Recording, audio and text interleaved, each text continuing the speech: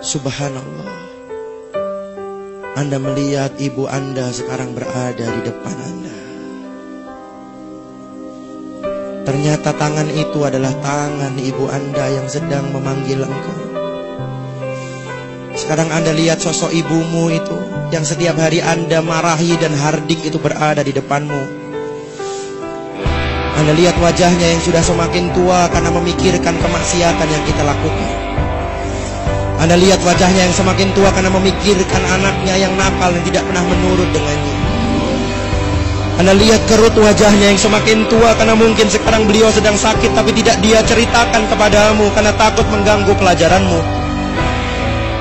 Anda lihat wajahnya semakin tua dan rambutnya semakin putih karena mungkin dia menderita penyakit kronis yang dia tidak ceritakan kepadamu karena dia takut mengganggu pelajaranmu. Kemudian ibumu tersenyum kepadamu,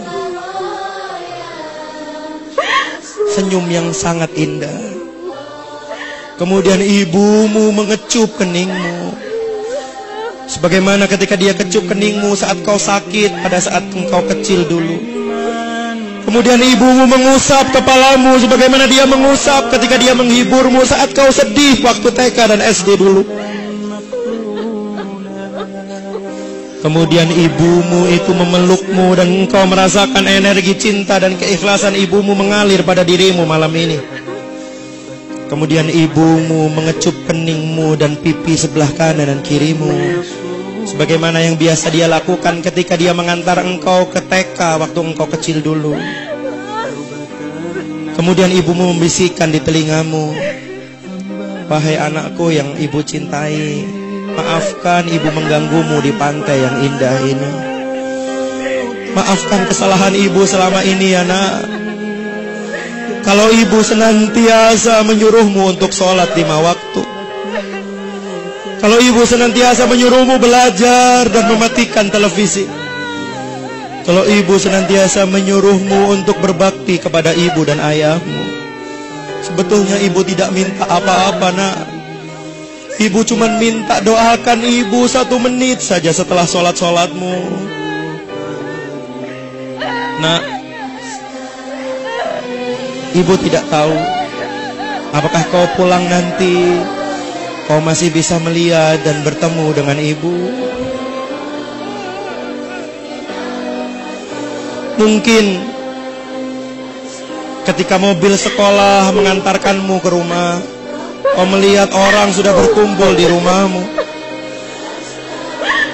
Dan ketika kau masuk ke dalam rumahmu, kau sudah melihat ibumu ditutupi oleh kain.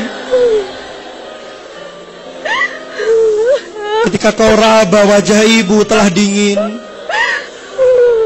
Ketika kau raba nadi ibu sudah tidak berdetak. Seandainya itu yang terjadi wahai ibu, wahai anakku, maafkan ibumu ini. Maafkan. Jikalau ketika kecil dulu ibu sering memarahimu. Terus terang nak, sejak dulu ibu ingin beli baju baru, tapi selalu aku tahan supaya engkau bisa beli baju baru, supaya kau tidak malu dengan kawanmu. Ibu ingin beli daster dan sandal baru, tapi selalu ibu tahan supaya engkau bisa beli sepatu baru, supaya kau tidak malu dengan kawanmu. Seandainya ibu tidak bisa menemuimu lagi, ibu titip ayahmu nak. Temani dia. Gantikan ibu untuk memasakkan masakan kesukaannya. Lihatlah baju ibu ayahmu. Bahkan ketika kau bangun tidur siang di sore hari, ayahmu belum pulang, bukan? Bahkan ketika kau habis sholat asar, engkau akan belajar, ayahmu mungkin belum pulang. Dan ketika dia pulang, kau masih melihat bajunya basah karena keringat untuk membesarkan dan menyekolahkanmu. Temani ayahmu nak. Berbaktilah kepadanya, karena hanya dialah satu-satunya kunci surga yang bisa engkau masuk. Sekali lagi ibu minta maaf jikalau ibu sering tidak berkenan kepadamu. Maafkan ibu nak. Maafkan ibumu yang doif dan lemah ini. Satu yang harus engkau ketahui, di balik semua kata-kata ibu, ibu selalu mencintaimu. Dan ibu selalu bangun malam untuk mendoakan kesuksesan buatmu, walaupun kamu tertidur nyenyak di kamarmu. Kemudian ibumu melepaskan pelukannya, dan dia meninggalkan kamu.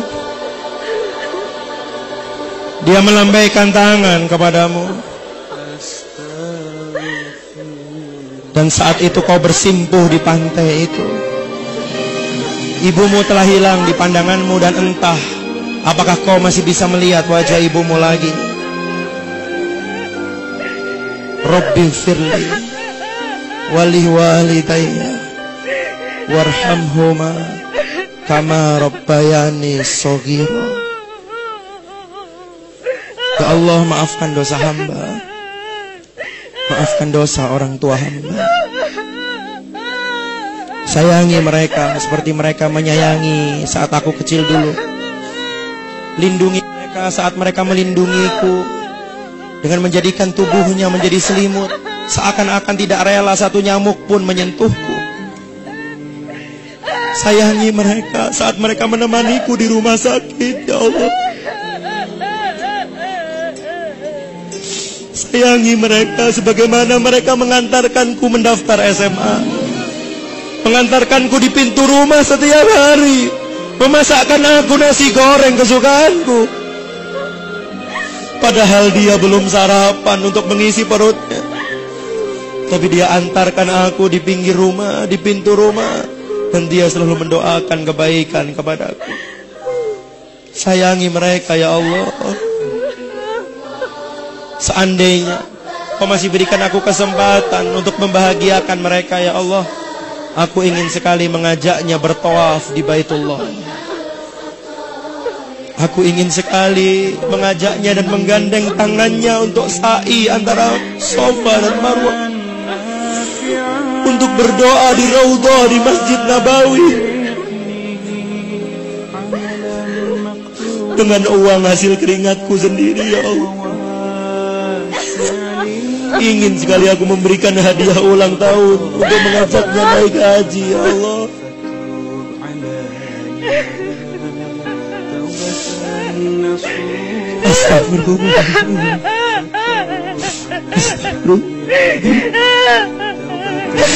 Astagfirullahaladzim.